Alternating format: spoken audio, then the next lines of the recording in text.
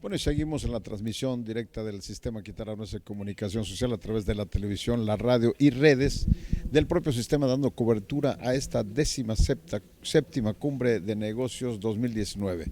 Cumbre que se realiza aquí como sede del Centro de Convenciones de Cancún y que se han recorrido muchísimos temas por demás importantes. La premisa es esa, precisamente, lograr acuerdos para que los grupos empresariales extranjeros puedan realizar inversión directa, focalizando su atención y en beneficio de los grupos más vulnerables y los más necesitados. Hace poco estuvimos acompañando al gobernador en la conferencia de prensa en la que se habla de detonantes, de temas que serán por supuesto aprovechados para la zona sur, expresamente en Chetumal. Pero ahora vamos a escuchar esta mesa de panelistas que están tratando el largo recorrido y el arduo trabajo para poder consolidar el acuerdo de Estados Unidos, México y Canadá. Hay muchos temas ahí en la mesa. Uno de ellos es el politizarlos, están en plena época electoral, el haber comprobado que México es el mayor socio comercial de Estados Unidos. Vamos a estar pendientes a través de la transmisión del sistema. Gracias por acompañarnos. Estados Unidos ni en Canadá. Bueno, ¿Puede sobrevivir solo con su producción mexicana? Claro, claro. Tendrá que importar partes de Estados Unidos y de Canadá. El 25% del costo tiene que estar originado en Estados Unidos y en Canadá. Pero permítanme que termine la lógica que estaba dando. El 15% es en ingeniería y desarrollo. Ese 15% actualmente se hace en Alemania, en Japón, en Corea o en Estados Unidos en el caso de General Motors. Ahora tiene que hacerse ese 75% en Norteamérica. Los tienen que encontrar ¿dónde? Y le creas el incentivo enorme a esas empresas europeas y asiáticas de traer 15% a México. No solo sigue siendo muy costeable hacerlo en México, sino que lo estás empujando a mejorar la calidad del trabajo en México. El 15% que no hemos tenido será esta naturaleza. Entonces, yo no encuentro que este proteccionismo sea negativo. Otro elemento, déjame dártelo, voy a ser breve, es la regla del sunset. Hay gente muy crítica que dice que la regla del sunset es pésima porque el tratado tiene, cuando entra en vigor por 16 años, en lugar de tener vida indefinida como el Telecan, 16 años. Sí, pero ¿cómo funciona? A los 6 años, los 3 gobiernos tendrán que decir si se quieren salir o si continúan, por escrito. Si continúan, son otros 16 años, bastante largo. Si algún país decide que se quiere salir a los 6 años, entramos en un régimen de excepción en el cual un año después tendrán que volver a decir, me quiero salir. Y otro año después, 11 años seguidos del 6 al 16. Quiere decir que necesitas 3 presidentes de Estados Unidos consecutivos que se quieren salir. Jamás sucederá por capricho, como sospechábamos que se querían salir. Tendrá que ser un consenso nacional bipartidista. Eso es una protección que no te da el NAFTA. Gracias, gracias Jesús. Dan, you're a critic. Yeah. You're a critic of the new agreement. You think that it is going to substantially modify the way trading patterns take place within North America. So you have a different opinion from Dr. Seade. So can you give us your view, not only as a Canadian, but also as a critic? Very, very good. Thank you very much. I'm passing here with this. You're fine, except that you have that cable around the microphone. So if you take the cable off, no, just around the little thing that you'd speak into.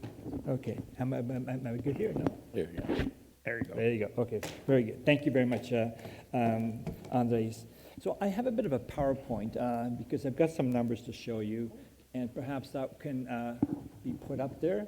So I'll start off with the sort of observation that when Canada entered into this new Trump era, we thought that we would be spared any kind of significant dislocation on trade because our trade relations with the United States were incredibly well balanced, almost surreally balanced. In the previous 5 years, our current account, payments and receipts were almost identical, $2.5 trillion worth going each way, and there was no basis for any claim of sort of imbalances.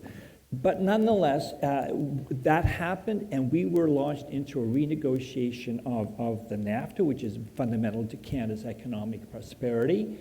And we came out with something that was a very different kind of an agreement, a very different kind of instrument than we had before. And you can ask, what's in a name? You know, we have the USMCA in the United States. It's CUSMA, the Canada-US-Mexico agreement, and TPEC in Mexico. And I think that there are some symbolic things there. One of the things is that there's no North America any longer, and there is no free trade. It is an agreement amongst three countries with unspecified purposes, and at least in its title. And we've gone from three amigos to basically two bilateral negotiations under one general chapeau. And what this really says is it's hub and spoke. And this was, explicitly stated as an objective by President Trump, that he wants to negotiate one-on-one. He doesn't like this plurilateral, multilateral framework. So that's one thing that we have to basically absorb.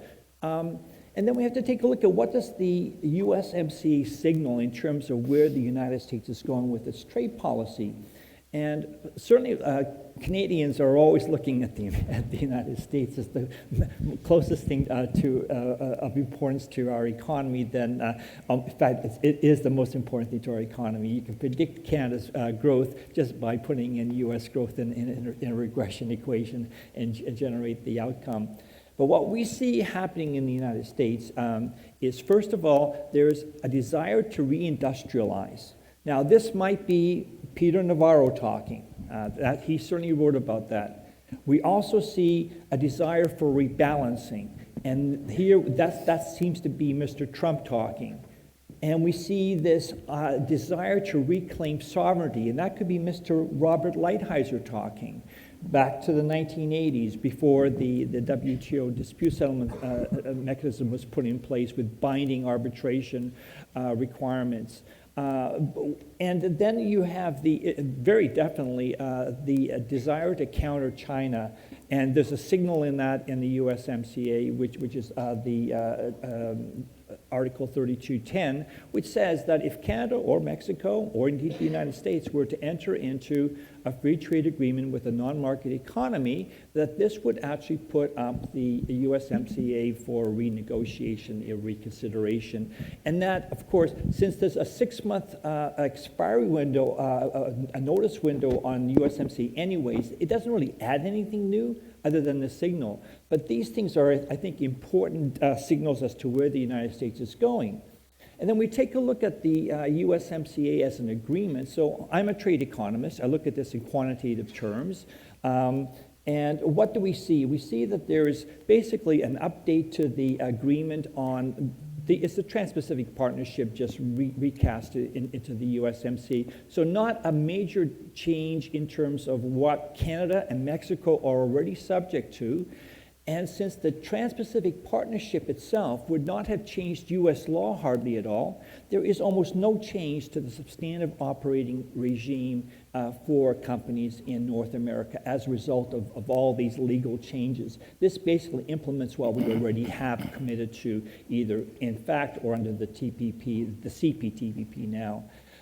What we see is that there's some modest improvements in market access, traditional market access, things like the de minimis rule, where Canada and Mexico both increase the amount of duty-free shopping that can be done on a cross-border basis, but it's not a huge amount, but valuable. There's some increased dairy access for the United States as a minor element. The main thing, of course, is, as Jesus was talking about, is the rules of origin. And here, what you have is a deliberate attempt to create trade diversion. So Jesus put a positive spin on this, that this would create incentives to invest in North America and basically be positive for Mexico and for Canada. However, as a trade economist, what we know is that trade creation is positive, and trade creation means the destruction of domestic production in favor of trade. Whereas trade diversion means that we are now shopping for stuff in North America where the best market deal was actually abroad. And that is a welfare detracting, and that's efficiency detracting in a modeling framework, in a pure economic framework. So what we see is that, and when you put it in the numbers, that's what comes out, is that we are become a less efficient economy, and you then have these additional calls for protection around the board, because you start making one sector uncompetitive through tariffs and through trade diversion, and that forces higher costs onto other sectors, and they then ask for protection and so forth. So we have that dynamic of trade diversion, and that enters into a quantification exercise as a negative. And for the trade economists, that you can't get around that. Then we have the trade facilitation elements, which are, if you compare the trade facilitation in USMCA to NAFTA, it's a big jump. But if you compare it to where we are now under the Estamos WTO ahora trade facilitation agreement, con el acuerdo de facilitación del TTMEC. Es una reiteración de lo que se tenía antes con muy pocas adiciones, pero al mismo tiempo lo que vemos es un aumento en el cuidado de las fronteras, poner más esfuerzo en el cumplimiento y otros aspectos de más restricciones en las fronteras. Entonces, no sabemos si en realidad va a ser qué tan positivo, qué tan negativo va a ser. Pero sí tenemos una frontera como más gruesa, más espesa, para parar al comercio con China, que nos está afectando ahora. Entonces, ahora hay una cláusula que dice que todos los países pueden regresar a sus compromisos con el GATT. Y eso nos restringe ciertos accesos a mercados que ya se tenían con libre comercio. De Canadá y México ya están sujetos a medidas idénticas en el Tratado Transpacífico. Tenemos que ver qué tan valioso es. Y si ponemos todo eso en un modelo y decimos, bueno, ¿con qué vamos a resultar? Salimos con el hecho de que el acuerdo es negativo para los tres países. Para Estados Unidos, nuestra medida es menos 0.1% del Producto Interno Bruto. ¿Y cómo se compara con otras medidas? Bueno, la Comisión de Comercio Internacional de Estados Unidos ha hecho una evaluación de los tratados comerciales para los Estados Unidos. Produjo una cifra también como menos 0.1%, pero tenía este efecto muy positivo en la localización de datos, en información y en el tráfico a través de las fronteras. Pero si se lee el tratado, reconoce que esto es antes del tratado de la Cuenca del Pacífico. Son el resultado de acuerdos que ya se habían tomado anteriormente. Para Canadá es menos 0.4 y para México es menos 0.8. Y lo que es importante es que hemos hecho una evaluación similar de qué sucedería si nos salimos del NAFTA, y las cifras son prácticamente idénticas. Para Canadá menos 0.4, menos 0.5. Para NAFTA, para Estados Unidos exactamente lo mismo. Para México el TTMEC es un tratado mejor para ellos. Entonces, seríamos prácticamente indiferentes entre la terminación del NAFTA y firmar mejor un tratado con el Pacífico o el nuevo TMEC. Y los que parlamentos van a enfrentar cuando quieran ratificar este acuerdo. Y tengo una cosa más, si me permites, Andrés, y es el hecho de que para Canadá esto no va a ser problema. El comercio no tiene que ver con las elecciones, ya acaban de pasar las elecciones. El partido principal opositor ya apoyó la ratificación. Y nuestro problema principal con este acuerdo o con los arreglos norteamericanos es que hay mucha incertidumbre. No hemos acabado de definir las cuestiones 231 y 232 que pueden imponer tarifas de cuotas que le pongan a Canadá o a México. eso va a ser un problema. Si vemos cómo Canadá está apoyando las cosas, el continentalismo ya no está de moda. Nuestro ministro de Comercio parece que se llamará el ministro de Diversificación de Comercio. Estamos viendo Europa, Asia y posiblemente América Latina, la Alianza del Pacífico y el Mercosur.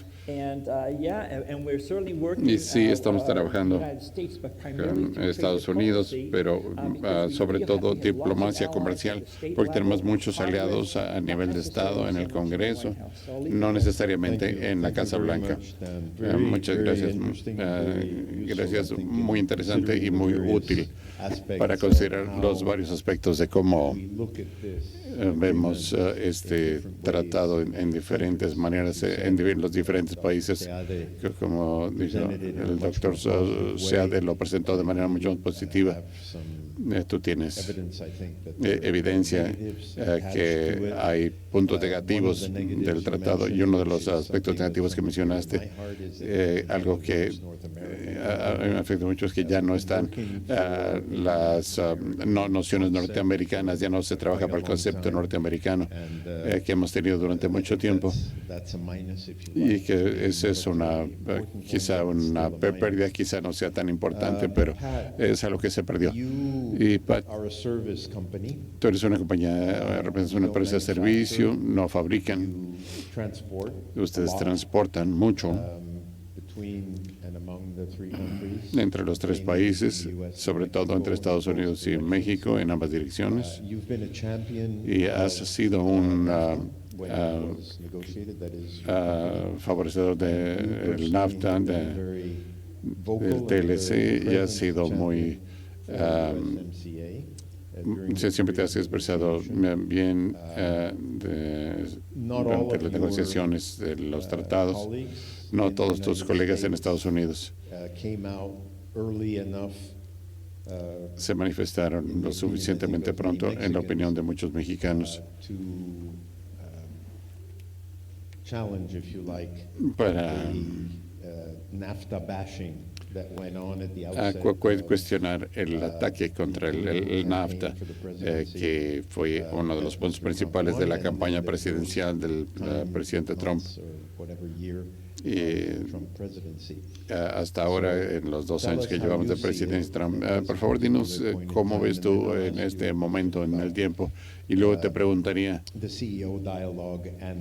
del diálogo a nivel de presidente de la empresa y los cambios, intercambios económicos. Bueno, muchas gracias. Es un honor estar aquí. Gracias, Miguel, por ser los anfitriones de esta conferencia. Es la tercera vez que estoy aquí y lo disfruto mucho.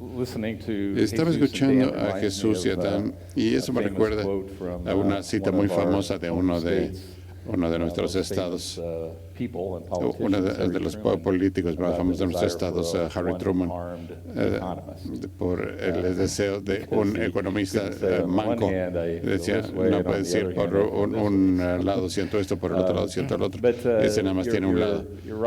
Pero sí tienes razón acerca de nuestra papel, el papel de nuestra compañía.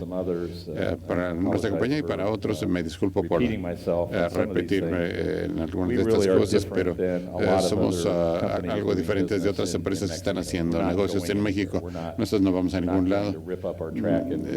No vamos a llevarnos nuestras vías, a levantarlas y llevarlas a Pensilvania. Somos una empresa mexicana que está enlazada en la cúpula con una empresa americana, pero somos diferentes también en el sentido de que el día después de la elección, el 2016, todos los demás ferrocarriles estaban celebrando y subieron los precios de las elecciones. Y los mercados industriales de Estados Unidos subieron, todo el mundo se sentía magnífico por los prospectos, reformas fiscales y otras cosas que el presidente republicano y el Congreso republicano representaban. Pero nos perdimos esa parte, perdimos $1,000 millones de valor de mercado, como en la primera hora de negociaciones después de la elección, porque estamos asociados muy cercanamente con el NAFTA y con México. Nuestra situación era diferente. De hecho, hubo un momento en la noche de la elección, quiero que ustedes ya escucharon esta historia antes, Jim Cramer host came on to El talk anfitrión about de the impact on financial markets, CNBC and he produced a habló de list, los the top 10 mercados list of financieros y US public produjo companies that would be las devastated by a primeras Trump victory. 10 compañías We were number one. americanas So, que serían devastadas por las it was a little decisiones bit de of Trump y a nosotros shock, éramos el and número uno. that Fue como un explains a shock y little bit eso of why I explica algo did, porque choose to get involved, because our company decidí was in the involucrarme en crosshairs. esto, porque nuestra compañía estaba I went to justo work en la the next mira day, and I did y not fuimos a expect trabajar to al día write siguiente y a no letter esperaba that escribir started una out, carta que empezara by diciendo saying, "Dear Kansas City Southern colleague, estimado try to calm people colega down, particularly here in Mexico." Kansas City, Our stock was in a free para fall, calmar a and, los it was just a very uncertain colegas time. en México. So I Era un wrote that tiempo de letter, mucha incertidumbre, and, entonces escribí I've la been carta. CEO for 4 months. He sido presidente por And in cuatro, the letter and the había sido dialogue I presidente had 4 with meses y en our el diálogo que board of tuve directors con after that, nuestro I said, consejo directivo, I'm going les to get dije, involved voy and a try involucrarme to, y voy a tratar de be influential de in this tener process. alguna influencia en este And I'm not proceso. just gonna sit back Y and no wait nada to see más what happens. voy a sentarme con los I'm gonna brazos try to cruzados y be ver qué involved pasa, and qué dicen las influence noticias. in Voy a a tratar direction de that, influir en una dirección protects our interests. que proteja nuestros And the interest intereses of our customers, y en el interés, and the interest of our los intereses de nuestros communities, clientes both y in de the US nuestras and Mexico. comunidades, tanto en Estados Unidos So como en it was México. just bigger than Entonces our fue own interest. algo It was más really, que nuestro propio community, interés, customers, más que las comunidades, and all of that. los clientes y And I'll be demás. honest with you, I had no Y idea what para that ser even meant. francos, ni siquiera wasn't sabía yo very bien lo que todo eso experienced significaba. in maneuvering through the halls Todavía of Washington, no but había did get tenido la involved, experiencia and de really, moverme ahí entre from todas the estas esferas en involvement with the Washington CEO dialogue, that there was y some relacionarme criticism con el early on diálogo about con los the, presidentes de the empresas, lack, lo que se había perceived dado, lack of engagement on the part la of the US business community, percepción rushing de to, falta de the acción defense de of la NAFTA comunidad and Mexico in general. empresarial en There was Estados more going Unidos y en on than I México en think general. was obvious to people Había and más cosas que transparent estaban people. sucediendo But it de took lo a que while. la And mayoría de la for a gente long, long pensaba. period of time, I think Fue people un were tiempo just trying to stay on difícil. the sidelines La and not gente be the trataba de target of mantenerse un an poco con angry perfil tweet. bajo y no But it querían did get- we did ser get el involved, and blanco I de think un it's tuit been- I think it's been iracundo helpful. de I los think que había it's estado really made a sacando el difference. presidente. I've met, Pero ya a con el number tiempo of se ha visto la occasions diferencia. with, Me he reunido varias Ambassador veces con el Lighthizer, embajador obviously, spent a lot of Lighthouser, time here in Mexico City que as pasa well, mucho tiempo aquí with en the Ciudad de previous México, and with the new administration. con la nueva And I administración. think that voice Y of, creo que esa voz de of the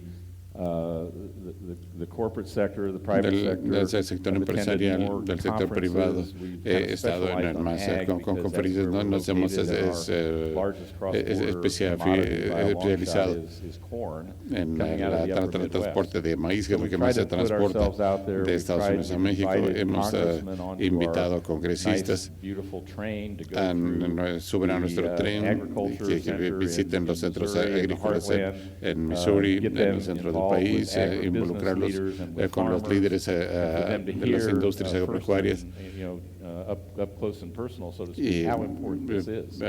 And I think, explicarles personalmente la importancia de este comercio. Una razón por la que quería yo hablar aquí, además de responder a tu pregunta, es que sigo pensando en el involucramiento en el diálogo empresarial de México y Estados Unidos, en otras instancias en las que yo estoy participando en el Control Center. ¿Cómo podemos nosotros, los líderes del sector privado, mantener la discusión a un alto nivel?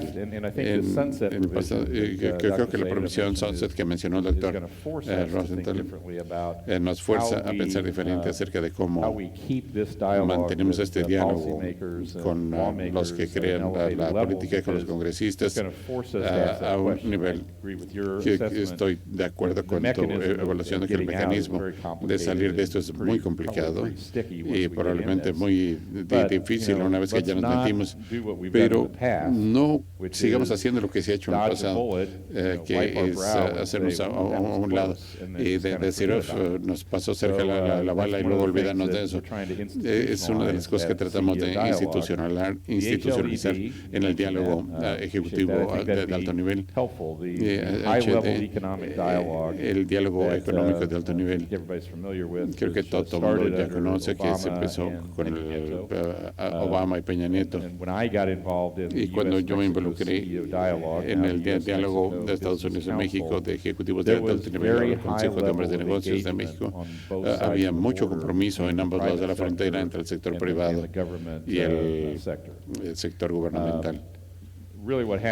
Y lo que sucedió en realidad inicialmente cuando el presidente Trump fue electo, en la administración, el lado de la ecuación de Washington metió la cabeza en la tierra, desaparecieron, porque nos dio mucha pena, se cancelaron varias juntas en Washington, había toda esta gente que venía, fue antes de la elección en 2017, líderes empresariales de México, no había nada que mostrarles allá en Washington, entonces tuvo que cancelar la junta. Y la última reunión que tuvimos en Washington fue la primera vez que en la administración de Trump tuvo más participación, estuvo Pompeo, estaba Ross, estaba Lighthizer y otros miembros del gabinete a nivel más de liderazgo. Y tuve el placer de ser el anfitrión de esa conferencia, sentarme cerca del secretario de Estado Pompeo, para platicar con él y ver lo bueno que era mantener el sector privado y el sector gubernamental juntos. Y yo le pregunté, ¿está usted dispuesto a apoyar esta revitalización de este diálogo binacional? Y me dijo, sí, yo lo apoyo totalmente. Entonces, luego con el ministro Ebrard, de Márquez y otros, esperamos que tuvieran el mismo punto de vista para revitalizar esa conexión. Y sector that could be very helpful in avoiding another crisis situation that we had in 2016. Thank you very much, Pat. Muchas gracias. Jesús, I think it'd be useful if you Sería quickly útil went si nos over pudieras dar what rápidamente are una the sticking points from the point of view of the U.S. opinión de cuáles son los puntos congressional difíciles discussion, de la discusión en el Congreso de Estados Unidos, principalmente entre los demócratas, pero cuáles son los puntos difíciles que mantienen todavía al tratado un poco apantanado. Perdón, voy a pasar al español. Como todos saben, As you all el know, proceso en Estados Unidos process bajo in el the US, TPA, in the o sea, US el Trade under the Promotion Authority que el Congreso le da Trade Promotion al Authority presidente that the Congress de gives poder the negociar president un to acuerdo be able to comercial negotiate a trade y agreement después someterlo and a then aprobación submit del it for Congreso approval americano to the US Congress sin la posibilidad de que se without enmiende the en el possibility proceso de of consideración por amendments parte del in the Congreso consideration y process by sea, the Congress, ya sea aprobado o desaprobado, and then have it en either su approved conjunto. or rejected as a whole. Bueno, esa va a ser mi siguiente pregunta, That's pero going to voy be para my ahí. next question.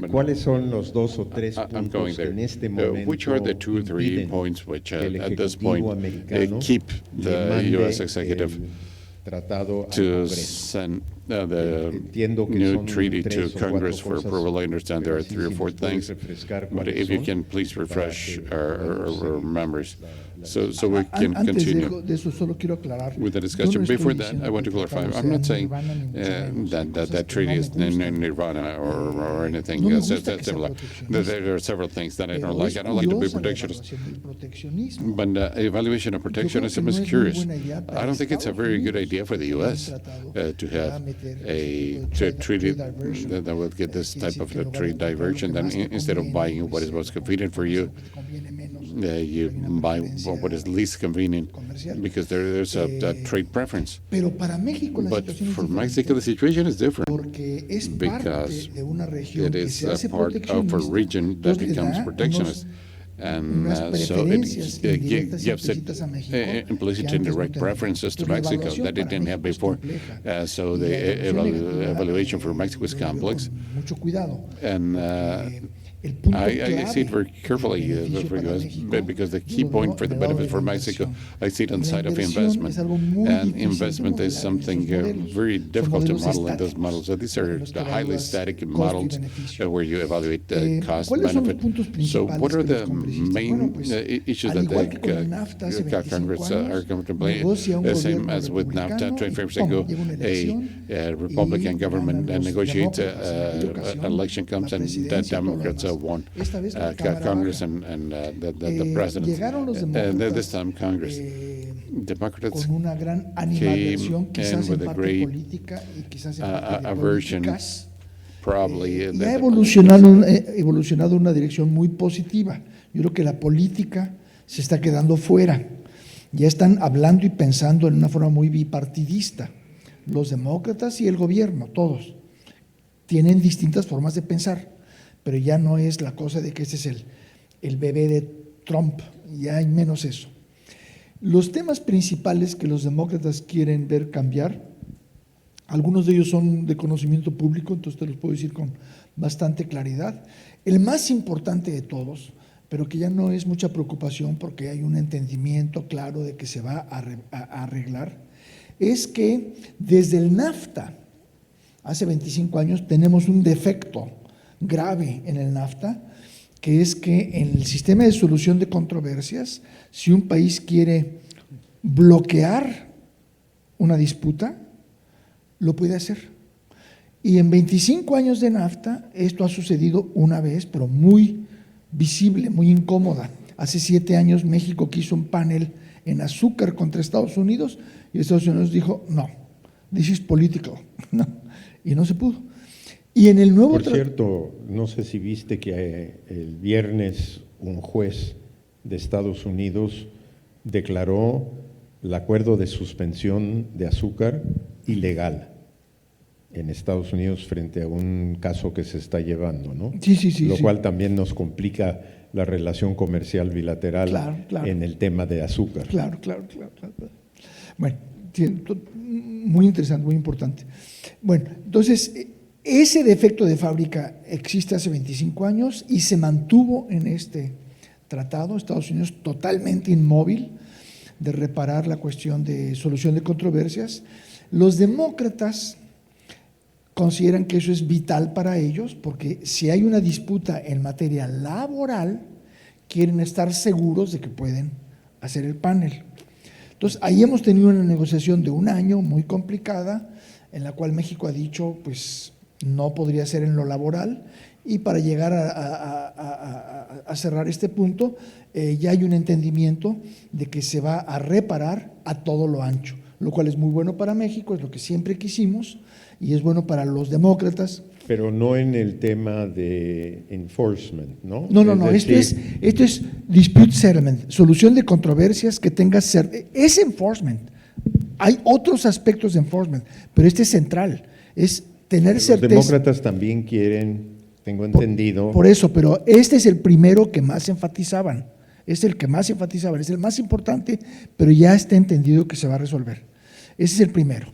El segundo es en medicinas, que para las biomedicinas, Canadá les da 8 años, el TPP les da 8 años, 5 más 3, México da 5 años, pero en la práctica 8 porque estamos en TPP, y Estados Unidos les da 12 años de protección, mucho más. Se aceptó 10 años, que a muchos nos pareció muy alto en el USMCA, es uno de los puntos que yo he sido crítico, pero en el balance me parece que es un tratado bueno. Entonces, tenemos 10 en el tratado, en Estados Unidos 12, en México y en Canadá 8. Llegan los demócratas y ellos tienen una agenda, probablemente en el futuro, de cambiar su ley interna, algo interno de Estados Unidos, de reducir el 12 a menos protección. No quieren que el tratado les ate las manos. Entonces, también están exigiendo que se modifique esto en el tratado, lo cual también va a ser bueno para México. Segundo cambio que va a ser favorable. El tercero es el del enforcement, que sigue estando por todas partes. Ha habido propuestas que se han hecho que México ha rechazado y que es público, lo puedo decir.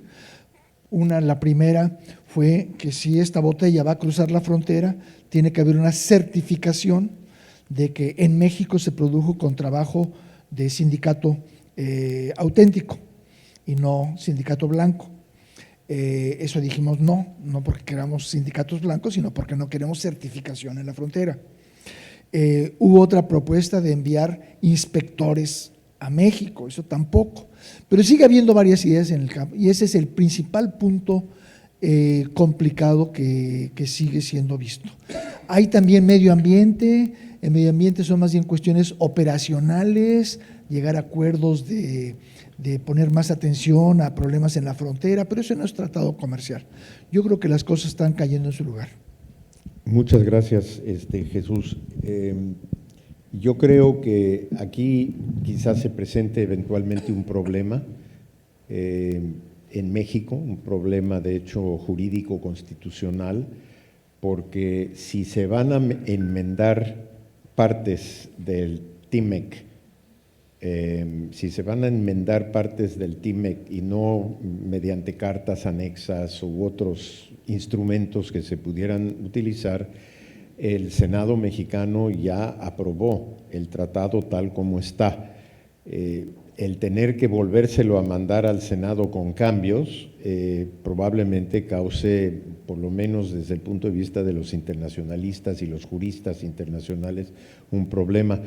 De hecho, hubo también críticas de que nos apresuramos a ratificar cuando todavía ni Estados Unidos ni Canadá lo habían hecho, y que hubiera sido mejor esperar que los 3 países ratificaran al mismo tiempo.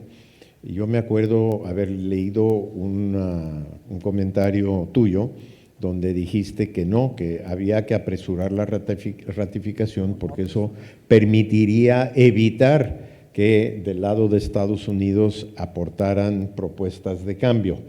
Y ahora pues parece que, por lo que leí de una declaración tuya también el otro día, van a haber posibles cambios y se van Andrés, a tener... la lista completa de los cambios que se han propuesto y pedido en el Congreso de Estados Unidos llenaría varias páginas. Lo que se hizo fue cerrarle la puerta a la andanada de cambios que se veían venir con los demócratas, muy fuerte. Se le cerró y eso fue algo que fue conversado con los altos mandos legislativos y políticos. Era cerrar la puerta, conscientes de que puede haber ciertos ajustes ya muy limitados y principalmente favorables a México. Los 2 que dije son favorables a México. Y finalmente, no necesariamente se va a abrir el tratado. Hay forma de hacerlo todo esto, que no son cartas paralelas, que tienen valor de ley predecible, pero que no es abrir el tratado. De eso estamos hablando. Muy bien, muchas gracias. Yo creo que tenemos unos minutos, pero antes de que tomemos preguntas o comentarios de los participantes, Jorge, el de minimis, porque se habla mucho de este tema y esto creo que afecta mucho también a las empresas que dan servicios de mensajería y paquetería transfronterizo. ¿Nos puedes ilustrar rápidamente sobre el tema? ¿Cómo era antes o cómo es todavía y cómo sería bajo el nuevo tratado? Y si eso para ustedes les resuelve el tema o hubieran querido algo diferente. Me parece que toda actualización, en este caso específicamente a los niveles de minimis que fue impulsado por parte de Canadá, es positivo. ¿Por qué no explicas qué es de minimis? Claro, sí, el de minimis es el monto que nosotros podemos importar sin la necesidad de tener un proceso formal, hablando de un pedimento de importación, bajo ciertos montos declarados para el transporte y la liberación aduanal. Entonces, siempre el monto de $50, el equivalente, que es el que teníamos, que ahora se está incrementando, eso nos permite el impulsar el flujo de las economías en términos de su velocidad. Independientemente de que, por ejemplo, el comercio electrónico, que es uno de los capítulos incorporados en este proceso de modernización en el USMCA o TEMEC, que no existía antes, hace 25 años, justamente se refiere a esta ajuste en términos de los montos. Entonces, me parece que eso es positivo. No fue suficiente desde nuestro punto de vista, porque finalmente lo que queremos impulsar no solamente es el que siga habiendo intercambio comercial a través del transporte de productos, sino que ese transporte sea más eficiente, sea mucho más rápido, mucho más preciso y no tenga que detenerse en una frontera o en un punto de entrada aduanal con el objetivo de cumplir las formalidades. Evidentemente no está en cuestión el no cumplir, siempre se cumplirá, pero estamos mucho más enfocados en que ese ajuste a los montos sea mucho más amplio. Y si me permites, Andrés, en este sentido, comentar también respecto a lo que se ha comentado en el panel, también mencionar que el intercambio comercial entre México y Estados Unidos es inminente. El vehículo, el mecanismo que hemos tenido, que ha sido NAFTA a través de los últimos 25 años, impulsó, en el caso de México, Estados Unidos, el binomio que hoy somos. Y me parece que este proceso de modernización, de actualización, incorporando capítulos importantes como lo es el comercio electrónico, hace que estemos mejor posicionados. Uno de los puntos que nos preguntan muy frecuentemente y quiero aprovechar es ¿qué tanta cautela hay de parte de las empresas americanas respecto al proceso de inversión en México, dada la pendiente ratificación? Y yo lo que respondo es que independientemente de que el binomio México-Estados Unidos no es ajeno, no es aislado a la economía mundial en temas de lo que hoy está sucediendo con Estados Unidos y China, que me parece como una situación colateral hoy hace que México sea el principal socio de Estados Unidos con 414,000 millones de dólares de enero a agosto. No solamente es una consecuencia, sino que vemos que hay datos que sí corresponden a lo que México está haciendo con Estados Unidos y viceversa. Y darte un dato rápidamente, el año pasado, a estas alturas, con este mismo periodo, se calculaba que el promedio diario de intercambio comercial entre México y Estados Unidos era de 1.200 millones de dólares. Ahora está en 1.700 millones de dólares, lo que era prácticamente $1 millón por minuto, ahora está en 1.2 millones de dólares por minuto. Entonces, yéndonos al dato específico, independientemente de que sí hay atención, sí hay cautela, no está supeditada la continua inversión, el compromiso de las empresas americanas en México para seguir invirtiendo al proceso de ratificación. Evidentemente, cuando se ratifique, me parece que todavía va a haber más confianza para poder blindar ese tipo de proyectos de inversión. Muchas gracias, Jorge. Sí, yo creo que evidentemente hay expectativas, yo creo que hay quienes piensan que la eventual ratificación del tratado dará más certeza, más confianza. No hay que olvidar que el tratado, mientras no se ratifica o no entra en vigor, sigue en vigor el NAFTA. Siguen todas las reglas de origen, siguen todas las reglas que existen actualmente. Ahora, para terminar, y antes de darle la palabra a quienes quisieran comentar, uno de los temas que suscitó Dan, y que creo que es muy importante, es que la actual administración de los Estados Unidos no parece tener necesariamente entre sus políticas el respeto a los tratados y a los acuerdos a los que ha llegado, ya sea este mismo gobierno o administraciones anteriores, ¿no? Entonces hemos visto cómo pues empezó el tema del tomate con México, después la 232, la amenaza de aranceles con 5% para empezar, yendo hasta 25%, con o sin tratado. Es decir, esto no parece impedir que uno de los países, en este caso Estados Unidos, tome medidas unilaterales independientemente de sus compromisos internacionales. Y yo siento que esto, mientras esta administración subsista en Estados Unidos, y yo creo que, Pat, estarás de acuerdo conmigo que esto no es bueno, no facilita, digamos, la buena relación comercial o de inversión entre países, porque realmente cambia las reglas del juego. Estábamos oyendo el otro día al señor Ryan en la cena, don Miguel, como dijo, China, mientras no respete las reglas de comercio internacionales y aceptadas, no vamos a estar en buena relación con ellos. Pues los primeros que no están aceptando las reglas son los Estados Unidos. Entonces, la verdad es que este tema que da para mucho más que 1 hora y fracción de discusión, creo que es fascinante. Vamos a ver qué pasa. Les recuerdo a todos que una vez que se pongan de acuerdo el señor Lighthizer con el grupo de trabajo de los demócratas y la señora Pelosi decide enviar a discusión en la Cámara Baja, el Ejecutivo tiene que presentar la legislación que pone en vigor el USMCA y el TMEC, La Cámara Baja tiene en el comité de House Ways and Means, tienen 45 días, creo, como máximo para poder discutirlo, y como esto implica cambios a leyes existentes que tienen efectos económicos, financieros, tienen que decidir elevarlo, y todo eso pues hasta ahora no ha pasado, o sea que estamos todavía en el periodo previo a esa etapa.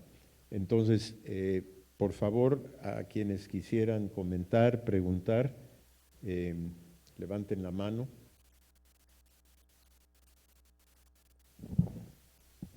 Nati. Sí, bueno, mi nombre es José Natividad González Parás. Una reflexión y una pregunta.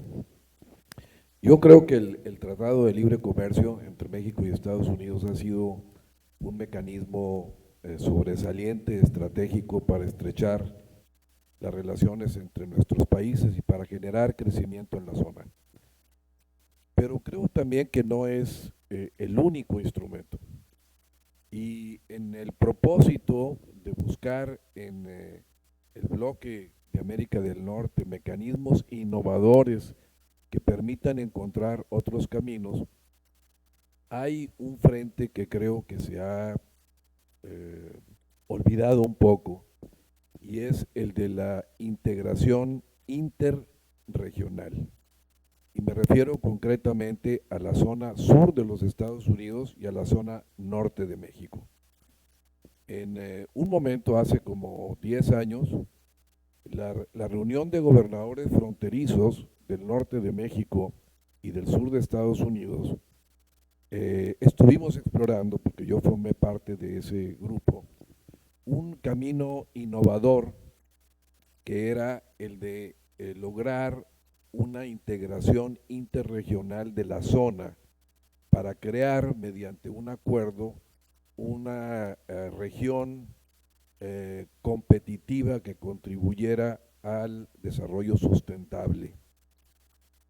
Los gobernadores fronterizos del sur de Estados Unidos, entre ellos Arnold Schwarzenegger, Bill Richardson, Rick Perry, que forma parte del gabinete del presidente Trump, y los gobernadores del norte de distintos orígenes partidistas, hicieron un planteamiento que fue objeto de un estudio muy completo de instituciones académicas y de organismos que estudian las relaciones entre los dos países, entre ellos el Colegio de la Frontera Norte, el Woodrow Wilson Center, la Universidad de Arizona, entre otros, y se estuvo trabajando en un documento en donde se establecían las bases para crear una zona con dos dimensiones regionales, la de la línea de las ciudades fronterizas y 200 kilómetros hacia el sur de la frontera norte de México y hacia el norte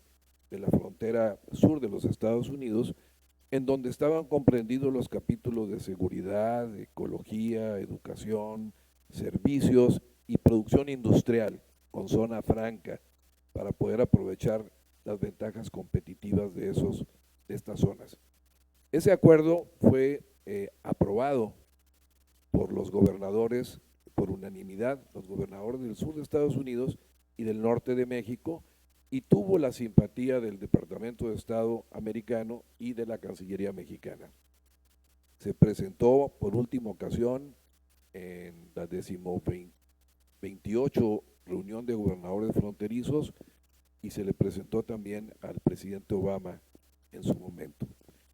Esa iniciativa se quedó por ahí, pero mi reflexión y mi pregunta es si además de todo este esfuerzo por fortalecer los acuerdos de libre comercio con Estados Unidos y Canadá, volviéramos los ojos también a las integraciones regionales, donde los niveles locales de gobierno y los productores y ciudadanos locales tuvieran algo que aportar, creo que encontraríamos un camino mejor para complementar esta ruta de esfuerzos entre nuestros dos países. La pregunta es, ¿se ha visto algo de esto?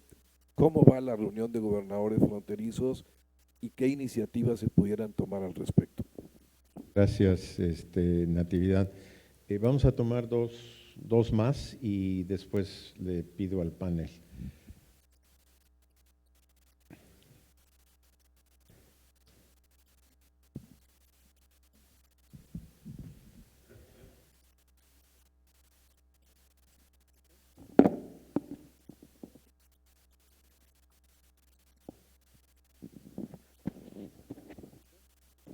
No.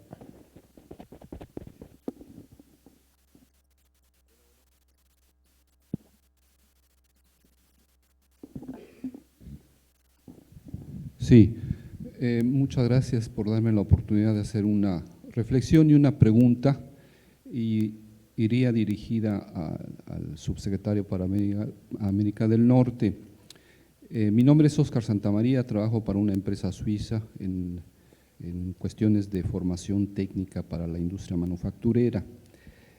Trabajé muchos años en lo que es promoción internacional, promoción de inversiones extranjeras. Andrés fue mi jefe hace algunos años en la Cancillería y trabajé también para Bancomext. Ni modo. Me preocupa mucho el tema de las herramientas con las cuales vamos a promover la inversión extranjera en México. Me preocupa de sobremanera que actualmente pues la Cancillería no cuenta con funcionarios que se vayan a encargar de la promoción del comercio exterior y de la inversión extranjera y directa. Hice un análisis revisando el número de funcionarios con los que cuenta la Cancillería en América del Norte, y resulta que nuestro consulado en Miami, en Chicago, en Atlanta, no tiene ningún funcionario que se vaya a hacer cargo por el momento de esta promoción. ¿Cómo va a hacer la Secretaría de Relaciones Exteriores para, en primer lugar, instrumentar toda una infraestructura y sobre todo de formación y de capacitación a los funcionarios que se van a encargar de estas tareas? Observamos que muchos de estos funcionarios atienden otros temas de la agenda de prensa. Creo que ya tenemos claro la presentación, sí, o la pregunta. Eso básicamente que es.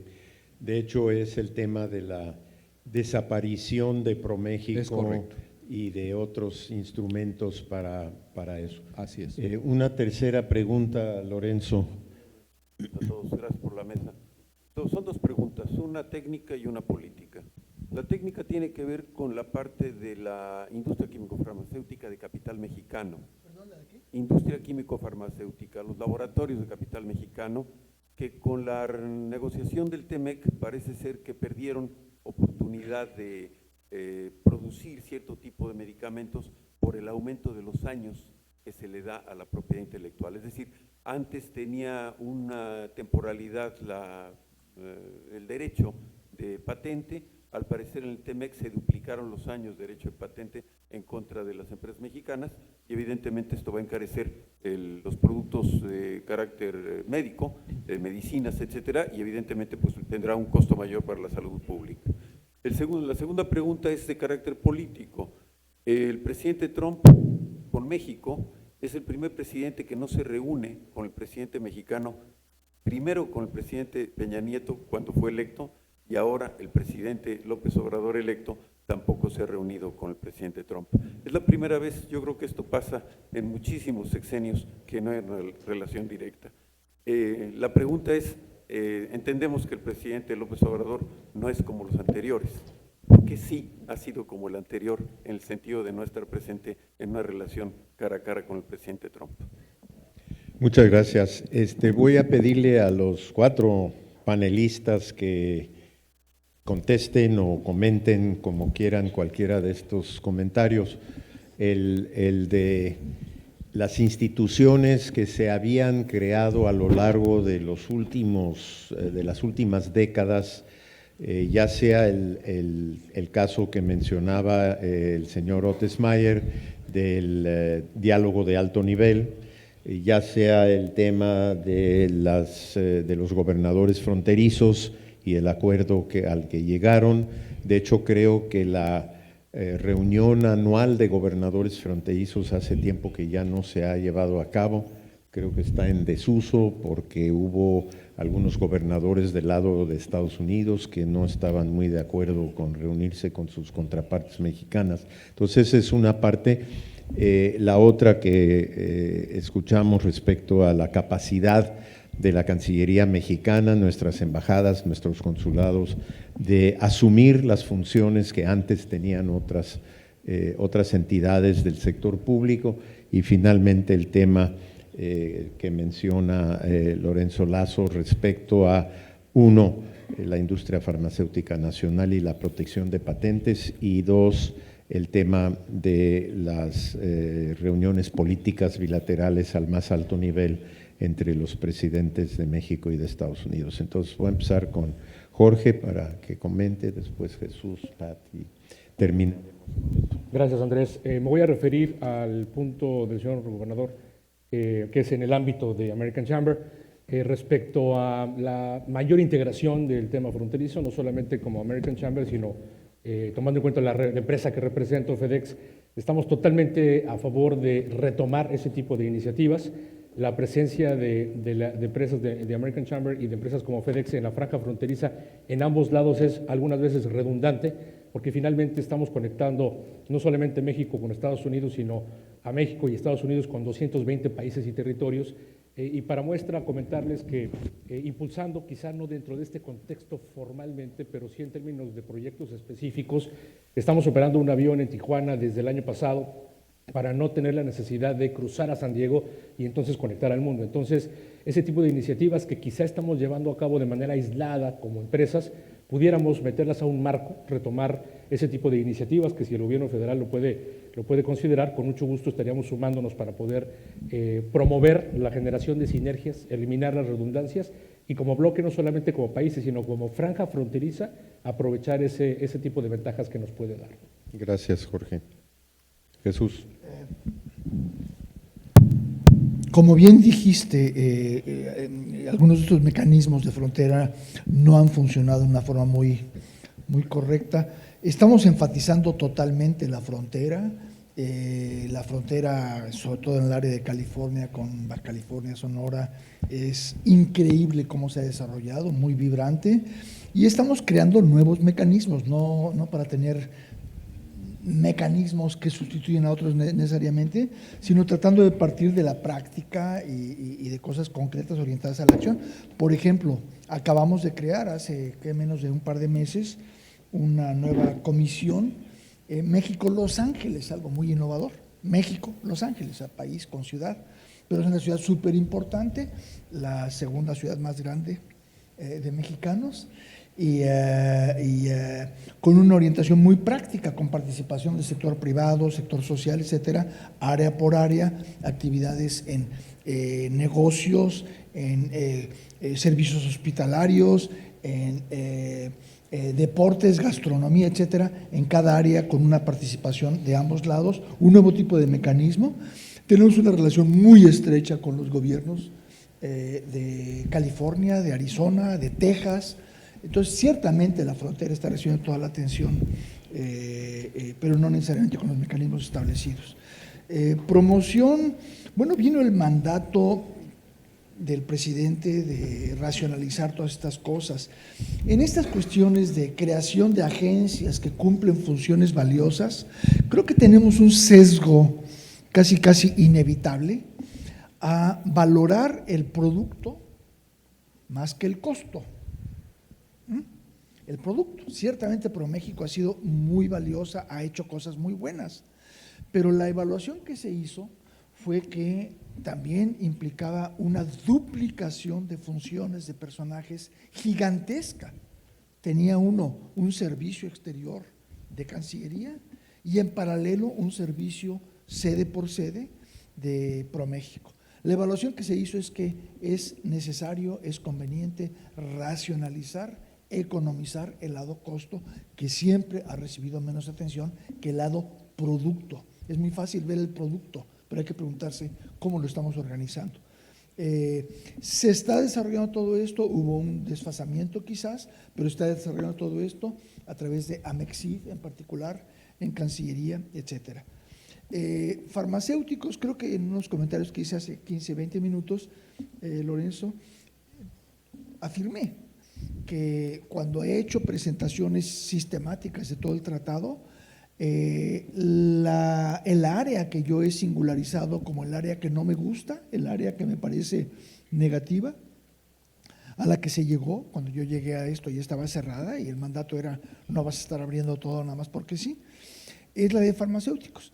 Se tomó un nivel de 10 años en la protección de biofarmacéuticos en vez de 5, que es el actual, que va a encarecer los genéricos. Es un área que he dicho con toda franqueza y claridad al Senado en cerca de 15 presentaciones que hice con ellos antes de la ratificación y desde mucho antes, para que entendieran bien lo que tenemos entre manos. Y ahora es un área que yo creo que es inminente que haya una corrección en la dirección correcta con la participación de los demócratas. Fue algo que era parte de una negociación muy compleja, muy global, en la cual yo sigo sintiendo el tratado es en general, en su conjunto, positivo para México en particular, y esa área tengo el gusto de comentarte que está en vías de corrección significativa. Y finalmente, reuniones del presidente con el presidente Trump, pues sí, en efecto, no ha tenido reuniones, él no le gusta viajar, él dice que él viajará cuando tenga algo concreto que firmar, concretizar, pero ha habido varias conversaciones, la relación no es menos intensa por no tener este tipo de visitas. Recordemos, por ejemplo, la intensidad con la que el sexenio pasado inició la relación con China, visitas pero frecuentísimas en ambas direcciones, que no estoy seguro que tanto produjeron. Gracias, Jesús. Pat, your conclusions. Okay, I'll be very brief. Just a couple of those that I think I could touch on, and that's the border. I can't speak to specific things that the government could do or where that prior initiative was headed. I will tell you, when you go down to those border communities, I mean, they're so tightly integrated. It's actually refreshing to go down to Laredo, Texas, which is our biggest border crossing. We actually had our beautiful Southern Belle passenger train down in Texas, Brian Hancock, my colleague, Jose Zazaya, with the U.S. Commerce Department just last week, drawing attention to trade and the importance of maintaining that balance between security and commerce at the border. And we're doing a lot of other things. The U.S.-Mexico CEO Dialogue has among their initiatives some workforce development issues, cross-border. Jesus mentioned yesterday a couple of things I wrote down about the integration, the cross-pollination, government-sponsored cross-pollination of people across the border, scholarships, student exchanges, academic exchange. I think those are all very good ideas, and we've touched on some of those at the CEO Dialogue. And then, of course, sports, and our Kansas City Chiefs are going to be down here in a few weeks playing San Diego Chargers. And as far as the meeting of the presidents, that's way above my pay grade, but I will go on record here with a couple hundred witnesses that we would be happy to host the signing ceremony of USMCA and maybe the HLED, and we could bring Canadians down on our beautiful train. We can take it from Monterey to Laredo. We can park it right on the center of the bridge. The president doesn't have to get on an airplane, and we'll have a signing ceremony right there at the middle of the Rio Grande. Ahí, a la mitad del río. Podríamos hacer Thanks, eso. Pat. Dan. Gracias, Pat. So yeah, just a few observations. Are you convinced? Are you going to withdraw your PowerPoint? No. I think the quitar tu first PowerPoint. of all, No. this agreement, the Este acuerdo, USMCA, as with the TPP, el TEMEC are all about, está basado, it's all about regional value es chains. cambios de valor regional. Entonces, firmarlo es mejor que que simplemente desaparezca NAFTA. Tiene los elementos, hay que tomar eso por la parte buena. En términos de las dificultades donde están en inversiones, nada más midiendo cuando hicimos las negociaciones originales, el problema más importante para Canadá era el hecho que las acciones de dumping que pudieran empezar, eso fue en los 80s y fue cuando el Congreso le pasó la responsabilidad de encontrar el dumping a la tesorería y nunca encontramos que hubiese problema con el comercio, y es cuando empezó. Entonces Canadá ahora tenía miedo de perder esa habilidad de entrar al mercado norteamericano, y por eso entramos en estas negociaciones. Entonces, sí, este capítulo 19 era muy importante para Canadá, y en la negociación ya obtuvimos lo que queríamos, pero más importantemente que el capítulo 19 es la sección 232, y ahí no obtuvimos nada. Y México tampoco obtuvo nada. Tenemos la posibilidad de tener cuotas que limiten las exportaciones a los Estados Unidos.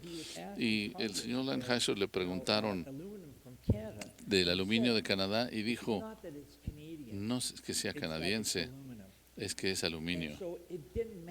Entonces no importaba el hecho de que fuese un aliado de los Estados Unidos y tuviese problemas militares o de otra forma, era seguridad económica, y parece ser que es en el interés de Estados Unidos que se produzca en los Estados Unidos, y va a ser difícil exportar hacia los Estados Unidos, y para terceros europeos, asiáticos, ¿dónde poner inversión? Eso va a decir, hay que invertir en los Estados Unidos para librarse del riesgo de estas tarifas. Entonces, en la parte de inversiones es importante, y hay que verlo, porque ese cambio, junto con el hecho de que todavía hay que tener este tratado y permitir mayor integración que suceda. Thank you very much. Muchas gracias. Agradecer a los cuatro thank panelistas. Quiero pedirle al licenciado Alemán que el año que entra en la cumbre juntemos a los mismos cuatro, suponiendo que todavía quieran venir a donde vayamos a tener la cumbre, para que podamos volver a analizar qué ha pasado en el periodo entre octubre de 2019 y la fecha en que nos reunamos nuevamente en el 2020, esperando que para entonces sepamos si el señor Trump se religió o no se religió, y también podamos saber si el tratado ya entró en vigor o no ha entrado en vigor. Por favor, acompáñenme con un aplauso y muchísimas gracias.